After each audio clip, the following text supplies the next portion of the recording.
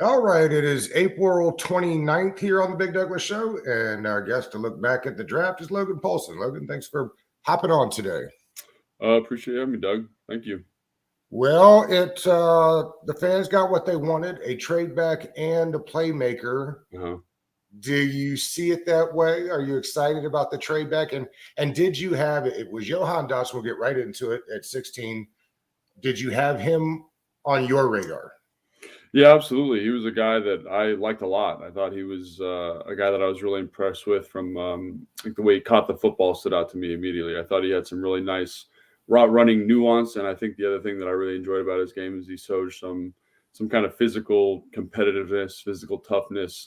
Those types of things stand out, especially at the receiver position. So a guy that I think ran a little bit slower than I thought. I thought he was like a 4.3 guy. I think he ran a 4.49, something like that. But again, love his route running. Love the way he catches the football. I think he's going to be an excellent contributor to this team. The thing that I think sticks out most about him is he's great at catching like off mass targets. So anything that's not right at his chest does a really good job of catching the football that way, which makes him feel bigger than he actually is when you're watching the film. And I think it's really good. Yeah, he's not a big guy, which I think is good for a guy like Carson Wentz, who is not the most like pinpoint accurate quarterback in the world. He tends to thrive or does better job with receivers who have that larger catch radius. So I think that's a nice skill set for this team. And then I think the fact that you're trading back and you're getting two more big picks in the third and fourth round, especially with all the teams, the needs the team has, right? So they need offensive line, they need Buffalo nickel, they need defensive line rotation, maybe another linebacker. And that was going to be really hard to address with quality football players without the trade back. And so now that they've done that, you feel much, much better about their ability to flesh out this roster at the moment. Now, the trade back folks, and I certainly get this, the argument there, right, is that at 11, you had seemingly two A-plus players. Mm. If Jamison Williams and Kyle Hamilton are both considered A-plus players, sure. I personally do consider them that. Yeah. It's the old, do I take three Bs over an A-plus player? Right. And I'm not suggesting you can't do it that way and build your team that way. However, with the third and fourth pick, I mean, you better have gotten three Bs, right? At least. Yeah, absolutely. And, Jamison Williams was my favorite receiver in the draft. Like in the mock draft I did for the Commanders, he was the guy that I had them picking. And he's a guy that I have a ton of respect for. When you watch his tape, it just gets you so excited. But I think the ACL was concerning. Like as we got closer to the draft, you kind of realize that some of that information about him being ahead of schedule with regards to recovery might not be totally accurate. So, he was going to miss more of the season potentially. He might be open to re-injuring potentially. And all of a sudden that pick becomes less of a surefire thing as you get closer to draft day. And then Kyle Hamilton, I think, is a really interesting guy because I didn't dislike his film, but I do think that, when I hear fans talk about him, I hear like the generational moniker thrown around quite a bit with him. And I think that's a little bit misinformed to put it politely, right? I don't think that he's that guy. I think he's a very, very good kind of Buffalo nickel box safety in the NFL, kind of a linebacker safety hybrid with some nice upside, but he's never going to be like a post safety, a rangy safety. If you watch him, his film at Notre Dame, he, like his lack of speed shows up a little bit in terms of angles to the football. I think everyone like kind of reverts back to that Florida State clip and says, "Oh, look what he did here." But to me, it simplifies his read. The quarterback's rolling to the right, the receiver breaks right. The instincts of the DB should tell him to run right. So that's what he does. And I think that's good instincts. That's good football play, but it doesn't show that kind of Sean Taylor, Ed Reed, Troy Polamalu range that I think everybody thought he had. So at 11, quite frankly, it felt a little rich for me. So, when you trade back, right, and then you're at 16, you say, oh, well, if he falls to them at 16, that's an excellent pick. Right. Olave, I had rated in that 16 range. And then you get New Orleans, for example, who jumps up. Detroit jumps up. There's a little bit of a run on receiver. But I still think that even with that, even though I do have Jamison Williams rated higher, he was one of my favorite players in the entire draft. Jamison Williams is not worth three football players, right? Because there's opportunity that Jamison Williams gets hurt, gets re-injured, whatever it may be. I hope that doesn't happen. I hope he's the best player in this draft, but it still doesn't beat out, the upside and the opportunity of having two more picks in this draft. So Jahan Dotson plus third and fourth totally changes the complexion of the pick because it's not just Jamison Williams. It's Jamison Williams and giving up a second round pick. It's Chris Olave plus giving up a third and fourth. And that's just not worth the risk reward there for me. So when you look at those trades, Washington comes out emphatically on top. Did they reach a little bit for Jahan Dotson? I think a little bit, even though I like him a lot. I think he's probably more in that 20 to 23, 25 type range as a player, but they probably couldn't trade back one more time. And if they traded back to 32, which was the rumor that they were going to do, he's probably gone. And, with one of the goals being find offensive playmakers, I think, they achieved that goal with Jahan Dotson.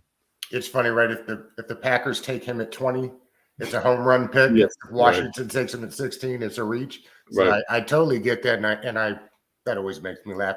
I'm curious about your thoughts on where he compares to, say, a Treylon Burks that goes right after him. George Pickens, who I have as the second best receiver in the draft, is still sitting around. So it wasn't necessarily that I didn't get receiver, but still Dotson to me was not that I understand where they're going with the speed.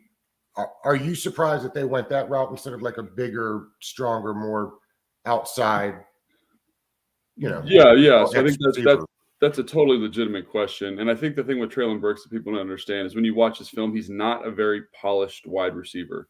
He's a playmaker, right? And you're going to need to find ways to cultivate an offense around his skill set. Now, him going to Tennessee with A.J. Brown being gone, like that can be their focus here. Washington's lucky. They have a lot of weapons. Terry McLaurin, Curtis Samuels, De'Ami Brown kind of emerging this year potentially. Jahan Dotson now, Logan Thomas if he gets healthy. There's all these, McKissick, obviously. There's a lot of weapons here that need to be facilitated.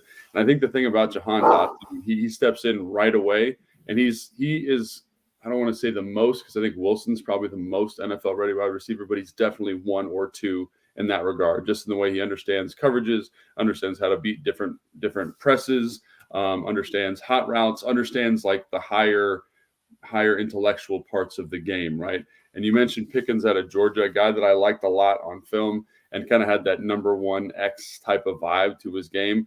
Unfortunately, over the last probably week and a half, 10 days or so, there's been a lot of rumors about like maturity issues, and that's always a huge red flag. And, for a guy that's coming off an ACL who has these issues, it just seems a little bit risky, right? Maybe if they trade back to 32, they feel good about him. But I know a lot of teams that I've spoken to have taken him off their board because of those personality issues, right? And so obviously that's something that needs to be factored in here. So, it's not like, Pickens would be a walk-away home run, X-wide receiver, next Julio Jones type guy, even though he shows elements of that. There's issues with him missing meetings. There's issues with his getting in fights. There's all these different things. And we all know in Washington, Darius Guice comes to mind, right? Guys with those character issues don't necessarily leave those in college. For those that keep up with this show, I'm a lifelong Georgia fan. So I get it. With the character issues, but to your point, if you just go by the tape, man, he could be a game wrecker and one of those alpha type number one receivers for sure. Taking wide receiver in round one, would that preclude you from going offense again in round two? That's a good question. I think there's really good value there. I think I've just, not to cut you off, I pulled up the PFF and like what you're getting next. If you don't go offense is like Jaquan Brisker and Petrie. Yes. I think those are kind of the guys that are still in there on the defensive range. And then looks like both receiving. Most times you run this mock through, and I know mocks are just mocks, but both of the running backs kind of are still sitting there too. Yeah, I mean, I think there's running back is always too high for me personally in the second round. I'm not sure how you feel about that, but I feel the same. In terms of running back, you're saying? Yes. I'm always a little bit like, you can find good running backs. I don't want to say wherever, because I think Breece Hall is a good football player, and I think Walker's a good football player. I just think the difference between them and the rest of the running backs isn't enough. It's kind of the reason I felt like it was smart that they passed on Kyle Hamilton, quite frankly, because you have Jerron Brisker, you have Brisker, I don't know his first name, Petrie, right? You have some of these. Scene was still on the board at the time, guys that I thought were really good football players. Hill was still on the board at the time, although it was kind of dubious whether he'd get out of the first round. But the difference between Hamilton and those guys was not enough for me to be like, oh, we got to take Hamilton at 11, if that makes sense. So I think Brisker, I'm really excited to see what he does. It'll be interesting if he stays till 47. Petrie, I actually kind of like a little bit more just from a versatility standpoint. You know, he actually plays like nickel. He plays outside. He plays safety. He plays linebacker. Like he's a football playing Johnny who I like quite a bit. And then I think the other thing to consider is these kind of smaller hybrid linebackers. You know, Christian Harris at Alabama, converted safety from high school, 6'1", 220, ran a 4.4 at the combine. And then you might Channing Tillum. Yeah, Tyndall, right? Yes. When you watch his film, like a guy that absolutely rips to the football. And I think one of the things about him that you wonder about is can he cover? But again, Ron has said that they'd be willing to go linebacker to kind of fill that Buffalo nickel role and kind of flesh out that. They did that with Shaq Thompson in Carolina, right? Absolutely right. And so both those guys kind of have shades of that. I wonder about Tilden's stiffness, right?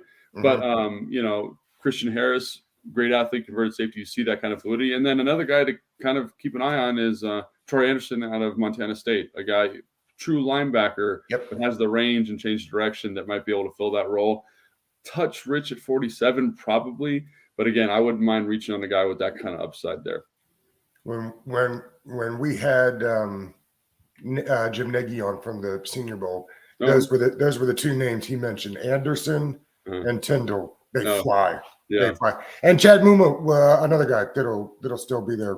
Yeah, and I wonder about Chad Mumma fitting that kind of specific Buffalo nickel role, just because he's a little. I like his tape a lot, but he's a little bit tighter in the hips, and you know, Ron is something in like an interview that I did with him, which is on Commanders.com. He's really good too. Thank you. He talked a lot about how they want the right fit, right? So, you know, does he fit what they want? I think he's a heck of a football player, but is he like a coverage? Does he have the coverage element to the game? It's the same thing I worry about with Tyndall, right? You love it. I love watching Tyndall's film. Like I just will watch it because it's just fun.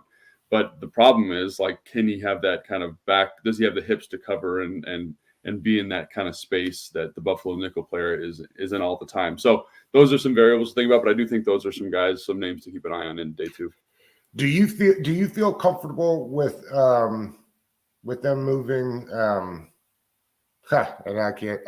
The linebacker there for Washington that they'll move into middle, not Jamin Davis, but Holcomb. Holcomb. Is that the plan? It seems like is to give him the green dot and let him try middle linebacker. That's what it seems like. And when you watch him last year, there was a lot of criticism levied at him, but I thought he did a fine job at the position. You know, obviously there's always room for improvement, but I think like you feel pretty good about what he's bringing to the table at the moment.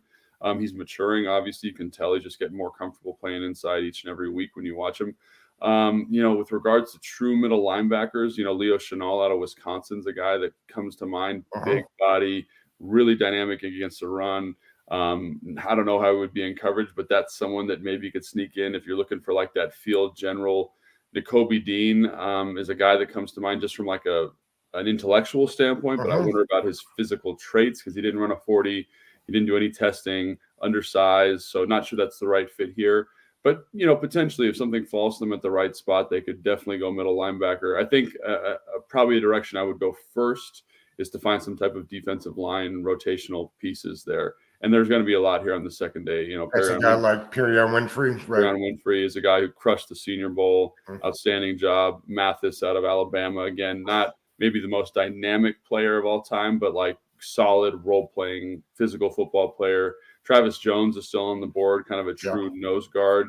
All those guys will be around in the second round. You hope some of them maybe slip to you in the third round because you can't pick all the picks, and you probably need some O-line help as well. You know, either a guard or tackle converting to guard, or a tackle that's good enough at right tackle that you could bump Cosme into guard if you felt that way. So those are some things to keep an eye on, and that's one of the reasons why it's so critical that they got those extra picks, because now they can address some of those pieces.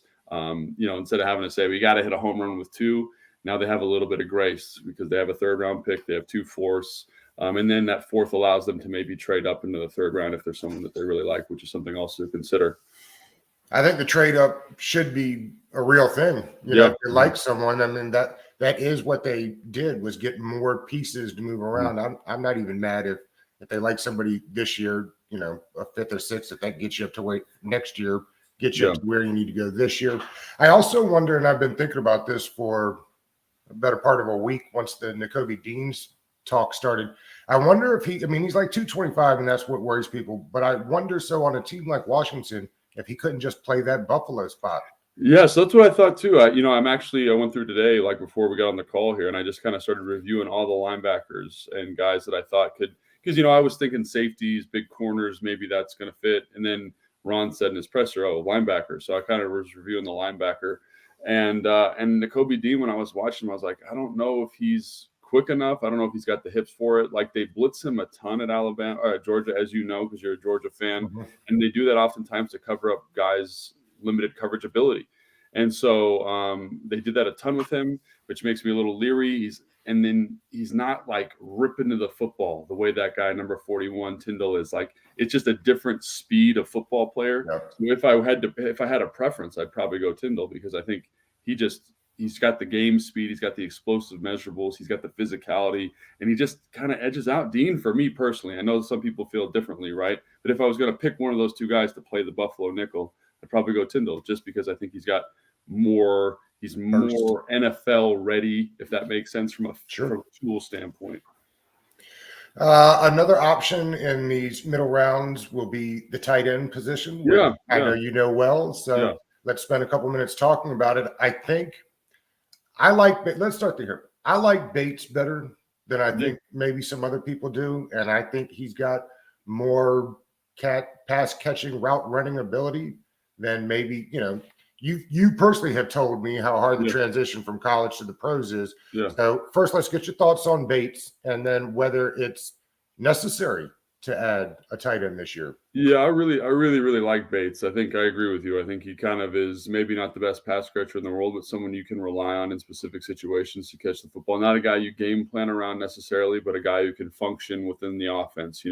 Everyone saw his catch against Las Vegas off the keeper, where he's kind of schemed open, but that's fine. He catches the football, runs for an extra 10, check, excellent job. And then obviously he's kind of makes his money as a run blocker. And I think you'd be fine with him being your starter for 4 weeks until Logan Thomas came back. I think the problem right now is you need some type of playmaker, like an F, like a Y is like your traditional blocking Y, and then the F is more the receiver skill set. So you need to find someone who can maybe hold down the fort, or is like the long-term answer when Logan Thomas leaves or retires, or whatever the plan is there with him. And I'm not sure that there's a guy this year that you feel really, really good about. I see someone mentioning Trey McBride. I think he's probably going to be gone, before they pick at 47 And I think the problem with this also is that there's other needs that are more pressing for the team, right? So, for example, we mentioned Buffalo nickel, mentioned defensive line, mentioned offensive line. I think that's probably some iteration of that is going to be the second, third, and then one of the fourth round picks. And then for the fourth pick, or the second fourth round pick, maybe you look at tight end with that pick once those other needs are addressed. And I think the value probably gets better for this team as you get back. So guys that kind of fit in that role are like Charlie Cronard from Iowa State. He's kind of a Y, but he has a little bit of receiving ability, ran better than people thought. Caden Otten out of UW has got a nice skill set. He plays well in line, catches the football well, coming off an injury, so he's going to get pushed down boards a little bit, but I know a lot of people really, really like him. Jelani Woods is a name that gets thrown around a lot. I think he's probably going to be gone early third, late second range. So Greg Dulcich is another guy, again, I think gone probably by the end of the second round, just because he's got that playmaking ability, and those playmakers are going to get pushed up. The other guy to keep an eye on, who I like a lot, is the kid from San Diego State. I can't remember his name at the moment, but he's a big body, blocks well, catches the football. Very similar to Bates, but I think he's got a little bit more athletic ability. So, I don't think that'd be a bad thing. You bring him in kind of as your rotational 3 for a year. You got two guys who are very solid football players who make you better. And again, it adds a depth piece while Logan Thomas is navigating the ACL recovery. Have you seen the most recent, we're talking about Georgia players, have you seen the Georgia tight end room recently? So I was just watching one of the offensive linemen. I was like, who is this big son of a gun playing tight end for them? He reminded me a little bit of like a slower footed Kyle Pitts, like a big kind of long, rangy dude. Is he supposed to be pretty good coming up next year? There's 4 of them in that room. The kid, and my brain is not, hadn't had enough coffee yet today, but the freshman broke the record. Oh, The kid did from he? California. Yeah. Yeah. And then number 0, Washington, Yeah. is like 6'8". That's the And guy that stood out to me. yeah. Oh, yeah. And no, and it's the other guy. Go back and check him out. And for the Okay. life of me, I can't think of his name, but the other guy that came from like Napa Valley, California. He's the guy But that's balling. Yeah. I mean, I oh was just God, watching he's him. I a was like, holy beast. cow, like these guys are going to be good football players. So They've got 4 of them. They're going to run 4 tight end sets next year. It's going to be incredible. that's awesome. At 47, I keep seeing and names keep getting drawn to the Commanders, such as Hal and Corral. And there's a chance those guys are there at 47. Yep. It makes no sense to me. That can't be the pick. Not at 47, right? That's not. Yeah, I'm with you. I think one of the things that kind of soured Carson Wentz on Philadelphia and kind of started this whole downward spiral was them drafting Jalen Hurts in the second round. Why wouldn't it? And I know you just invested a lot of money and a lot of picks in getting Carson here, and I think you want to support him as best as you can, right? So I think I'm not saying don't draft a quarterback, but I'm saying be wise with when and who you draft, and make sure you get that communicated to Carson Wentz if you feel like that's the best player available at 47. I think that would just lead to a whole hornet's nest of issues, with regards to Carson Wentz mindset. But and I think there's other things that are probably more pressing for the team, especially given how Taylor Heineke performed last year. But if you do it, make sure that Carson Wentz is on board with it 100%, because you don't want to have invested $28 million in a third and a second round pick for a guy who's going to have a meltdown when that happens. I completely agree. Now, if they feel like Corral or Hal is the guy, then you do it and you say, listen, we thought we had something with this guy and whatever. And it is what it is. But I'm with you. It makes little sense from a value standpoint. And I guess in the 4th round, if a guy like Carson Strong takes a huge fall, I personally just am a fan. But taking some of these other guys like Zappy, I guess, like if your scouting report says to me that he could be the next Heineke, you know what I mean? Well, I got Heineke. Yeah, like, right. To me, that's the point. Like if you're trying to find a backup quarterback, like we have, like what you want in a backup quarterback. So why spend draft capital on it, particularly this year, is insane. I think that's the right thing. And then, like you said, if you believe in your soul that this is the guy moving forward, go for it. But again, like from what I've seen, I don't have that level of confidence with any of these guys, right? So the league told you not to have confidence with any of these guys last night. Yeah. So I think that's the thing that makes me reluctant to kind of buy in any of those rumors. Now, I wouldn't be surprised, but I would kind of be I would feel weird about that pick, I guess is what I'm saying. Still think running back needs to be something addressed in the 4th and 5th round, though. Yes, I do think so. I think you want to get a guy who can get some touches and take some of the beating off Gibson. Obviously, like you need an insurance policy if Gibson doesn't get his fumbling issue worked out. I like Gibson a lot from a skills standpoint, but I do think that you probably need a rotational piece, someone a little bit better than Jared Patterson for how good, he was outstanding as a rookie, but I think you just need something better back there for you. So, like a Strong out of, North Dakota State, South Dakota State. Yeah. One of the Dakotas, 4-3 guy, runs with great power. He might slip it in the 3rd, and then you could take him with that pick if you feel really good about him. He's an outstanding football player, but in terms of kind of real value, got I think his name's Haskins, the kid from Michigan. Michigan, Michigan guy, bigger body guy, kind of one-cut runner, nice ability, but flesh out the backfield, good pass protector, special teams ability. I think you're looking for guys like that. The kid from BYU who's a converted linebacker, again, bigger body, got some nice ability to make people miss, but you get a nice special teams player and kind of a 3rd down power back element to that backfield. So I think that's all important to consider. But again, those pieces will be there later, and I think you can get good value there. I also, shocker, I also like a guy like Zamir White in that 4th to 5th. Yeah. When he ran that 4.4 and made it look, like he was healthy again. Yeah. Let's see. Let's wrap with this. The rest of the division got better last night. They did. Yeah. Yeah, they did. They got a lot better. I think if you look at New York and you say, that's about as good as they could have expected for those the 5th and 7th pick, right? You get kind of maybe the best pass rusher in the draft. If he can kind of clean up some stuff with his game and Thibodeau, And then obviously Evan Neal, who was my highest graded offensive lineman. Even though I liked Kwanu more, I thought Kwanu had more upside. I think Evan Neal is like the most NFL ready. So you pair him with the left tackle they have up there already, and that offensive line looks drastically different with one move, which is pretty cool. So, and then obviously Philadelphia, I think with Jordan Davis, kind of the heir apparent to Fletcher Cox. I think I really, really liked him, and I would not have been upset if they would have taken Jordan Davis at 11. I know I'm probably in the minority there, but a guy that I liked a lot, and I thought they got good value there. They'd have to trade up for him, which is never something that I agree with, but they got that value. And then Philadelphia, and then the Cowboys. The Cowboys drafted. Well, and Philly made the trade for A.J. Brown. That's correct. That's right. Yes. Yeah. So obviously that's a big deal. I think the thing there to consider, though, is they're going to have to pay him a lot of money. Right now, they have the flexibility. Maybe you didn't see it. They immediately gave him a 4-year, $100 million contract. Right. I didn't see that, so thank you for updating me. But yeah, that's exactly right. So now they can do that because Jalen Hurts is on the roster. They have a quarterback on a rookie deal, so that'll work for a couple of years. But that's going to really hamper their ability to flesh out their roster, which is a good and bad thing. But I think that obviously is probably I would say they're definitely the odds-on favorite for the division now with a move like that. Well, and it showed you why 7 receivers went in the first round, because they're getting paid $25 million a year. Yeah. Now.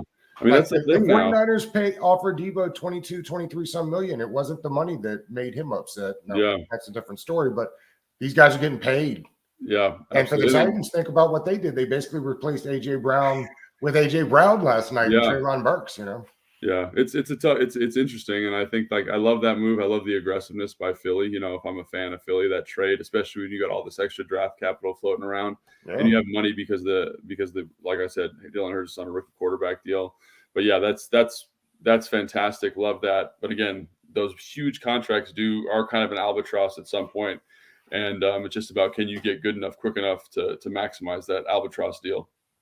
They got a lot of talents on that or weapons on that Philly team now with Devontae Smith and Goddard and Miles Sanders. One more before we let you go, and I appreciate you being on with me today. I have not yet gotten your opinion on the quarterback, and so I'm curious what you think of on Carson Wentz. Let's not talk about what they gave up, because they gave it up, and frankly, if he plays well, who cares about the picks? And $28 million is a steal. But the player and how he can affect this team, I'm curious of your thoughts. Yeah, so I think the interesting thing with him is, you look at what this offense I think wants to be, and what I mean, Scott Turner's offense is his dad's offense, so Norv Turner's offense, and Turner's offense is a derivative of the Air Coryell offense, and basically that whole tree of offenses wants to stress vertical grass. So think deep routes, right? Use vertical stem routes like go routes, 9 routes, whatever you want to call it, to create underneath throws for quarterbacks. And the only way you can do that is if you have a quarterback with a strong enough arm to get it done. So if you look at the free agent quarterbacks from this last free agency period, and then the guys who were kind of in that second tier of maybe trade candidates like Jimmy Garoppolo, whoever it was, right? Guys we're talking about coming here. Carson Wentz has the best arm of that group, and he's got the most arm talent. He can push the ball the farthest down the field, has the best kind of deep ball accuracy. So I think that's their approach here. Let's get Terry, let's get Curtis Samuels, let's get Dotson, let's get De'Ami Brown, pushing vertical grass, create space underneath. Let's capitalize on Logan Thomas and McKinnon and Gibson underneath. And I think that's an exciting idea now that they can get that done, because with the quarterbacks they've had here thus far, they have not been able to do that. They just haven't had the arm power, the horsepower in the arm to get that done. So I think it makes the offense kind of an NFL offense finally, which is kind of a crazy thing to say, but it makes it the version of the offense they want it to be. Now, is he a perfect quarterback? Absolutely not. Does he have things he needs to work on? Absolutely. But at least now that element of the offense, which is a core tenet of it being effective, is now on the table for them. So I think that's so important for fans to consider. Is he still a quarterback that falls somewhere between 28 and 19 and 28? Yes. I'm not trying to say he's going to be God this year, but he does give you something that you haven't had here, and he allows you to execute the offense at a high level. So I think that just from that standpoint, the value is almost worth it. You know what I mean? Because it lets this offense kind of flesh into its final form. And I think one thing about Scott Turner, when you look and you evaluate his pass concepts, they're not overly complex. So you're not going to ask him to be reading, crazy concepts Right. the way like a Kyle Shanahan does with his offense. It's going to be a little bit more straightforward, and maybe that lends to a better version of Carson Wentz. Now, I still think 1928. Remember that I said that, but again, like this offense will be much better for it. Well, I've tried to say this to people, and I'm curious your thought. I mean, how much of the playbook do you think they actually used last year Yeah, with Heineke? I mean, the half. I mean, they had yeah. to have thrown away big chunks of the playbook that they just didn't feel comfortable with his arm being able to execute. Right? It was Yeah, a I think that's lot. part of it. And I think also Heineke had a little bit of a difficulty like moving quickly through progressions. Like he at times he can do it, but it's not like I just remember there was a couple plays against Atlanta where they've got this dagger concept. So a go by number 2, an in cut by number 1, and then the back runs like a 5-yard out route basically. And so if the dig's not there, you want to get right down to the back, right? And he's holding, he's waiting on the dig, he's not throwing it with anticipation, partly because he doesn't have the arm strength to just like let it rip out there the way an Aaron Rodgers or Carson Wentz would have the ability to do. So that's a minus in my opinion, just from like a physical execution standpoint. And then when that happens and it's not there, you got to get it to the back real quick in the flat and then let the back work for you instead of you taking maybe a TFL or an incomplete pass, right? So I think just even that kind of rudimentary stuff is going to lead to probably 4 or 5 more first downs a game. It's going to lead to more touchdowns. It's going to lead to just generally better offensive production for this team. So I think, even irrespective of whether the whole offense was in or not last year for Heineke, I think it just could have been executed at a little bit higher rate. And now this team has a legit NFL quarterback, that's not a knock on Heineke because I think Heineke is very, very good at what he does, which is a top end backup. That's right. But now you have somebody who's kind of in that next tier of quarterback, just from a tool standpoint, just from a processing standpoint. And being a very good backup quarterback is not a knock. Yeah. That Not nobody should take that as disrespect. I think we'd all agree on that. Yeah.